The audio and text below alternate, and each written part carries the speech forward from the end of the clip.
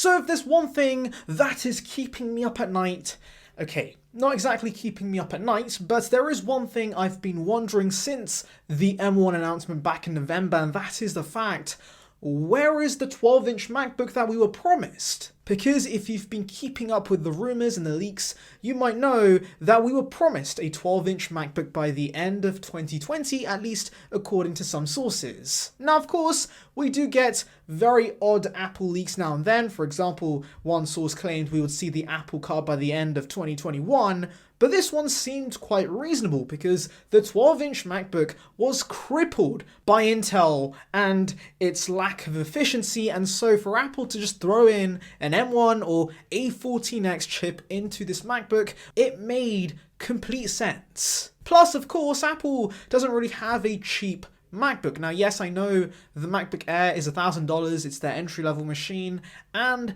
that's pretty reasonable for the amount of power you're getting, but of course, that is still way too much money for many people to spend on a laptop, and so the idea was this 12-inch MacBook would fall under the MacBook Air at possibly $799. And of course, that is still pretty expensive, but it would be way less than, of course, the $1,000 of the MacBook Air, and for students, it would be a way more palatable price and something they would actually pay for. Now, weirdly enough, the rumors did say the 12-inch MacBook would be the first Apple Silicon Mac, but of course we now know that was not the case at all. So is there a possibility we could see this 12-inch MacBook in the near future? And so today, I thought I'd discuss the possibility of that, and so if you want more Apple news and rumors like this, make sure to like and subscribe, click that notification, and with that being said, let's just tuck in. So let's first delve into why Apple is not making a cheaper MacBook. So of course, when we heard these sources claim that Apple would launch the 12-inch MacBook again, it made sense if Apple killed the MacBook Air. And it's because the MacBook Air and the base MacBook Pro are fundamentally the same machine. For example, they still have the same form factor, the same 13-inch display, and of course, pretty much identical specs, even though I know the base MacBook Pro has a fan, but because of the efficiency of the M1 chip, that really doesn't play a huge factor into performance. And so from that viewpoint, the MacBook made a lot of sense because of course Apple could differentiate the base MacBook Pro and their entry-level model through of course the screen size, 12 inches on one, 13 inches on the other, and possibly, of course, a huge difference in terms of battery life because, of course, the 12-inch MacBook is a physically smaller machine. But it really comes down to that size because not everybody likes a tiny computer. For example, I might not like it because, of course, I prefer having a bigger screen when editing.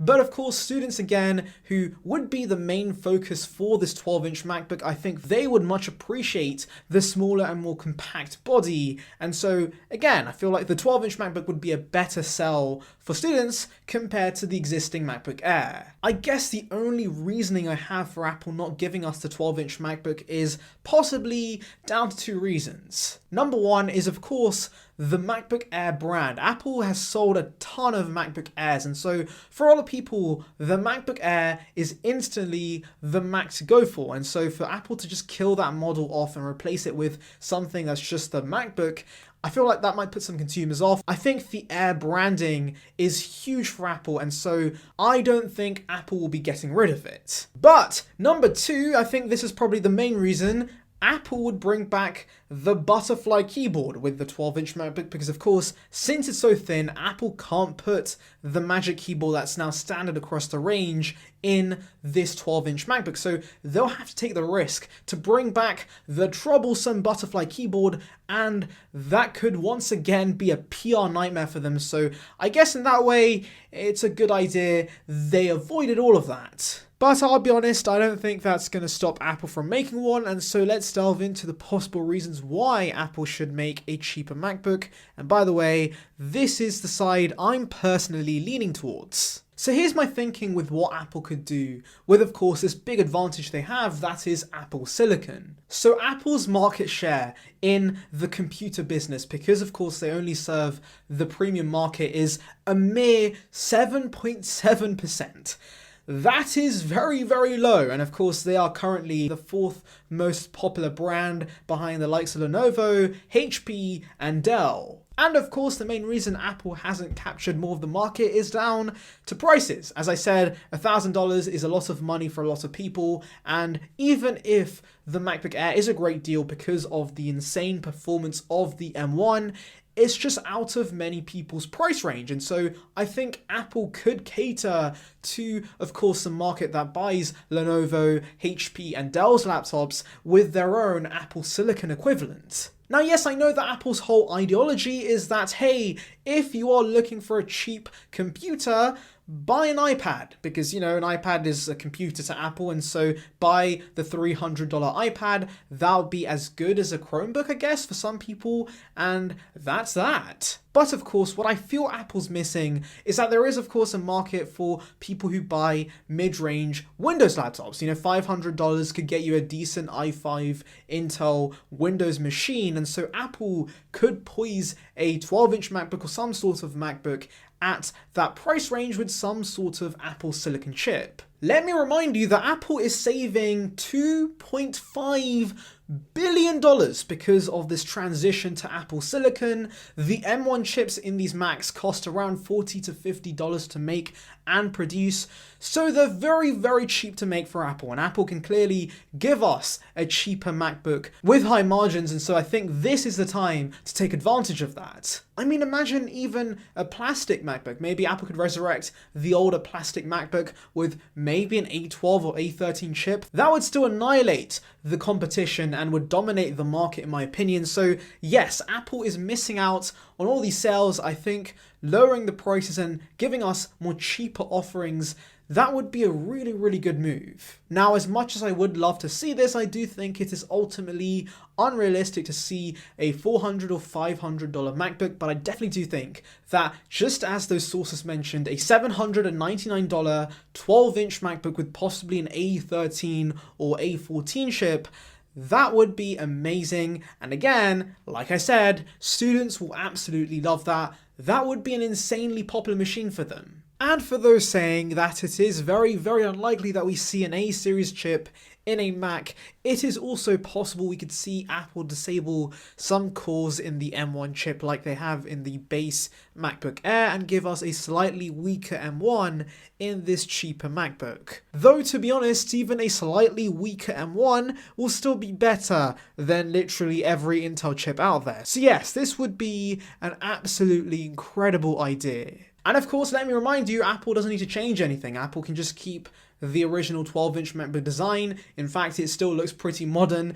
And so all Apple has to do is throw in a new Apple Silicon chip, boom, and they can just sell it out for a good price and everybody will be pretty happy. I honestly think Apple will do this because, of course, we saw this with the iPhone lineup. Apple has the iPhone SE lineup where they recycle older designs and just throw in a new chip.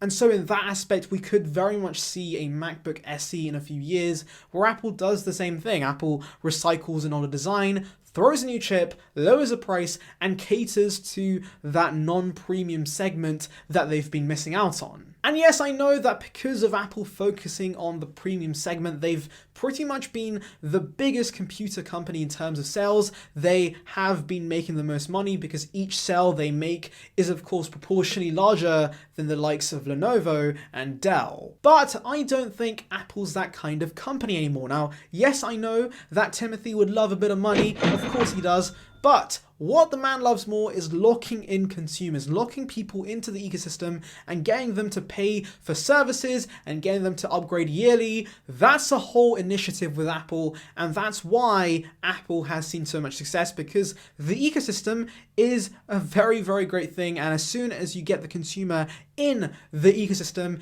it is very likely they stay in forever. And so coming back to my point, those consumers who of course can't afford the $1,000, $1,100, $1,200 MacBooks, if they could get hands on with a cheaper MacBook and of course experience the benefits of the Apple ecosystem, then essentially they might get them locked onto macOS in the future, and that could possibly get them spending more and more money on possibly a higher end machine in the near future. Not to mention that they'll probably invest into iCloud and Apple Arcade and Apple TV Plus and Apple News Plus for some reason, even though nobody's really buying Apple News Plus. But you get my point.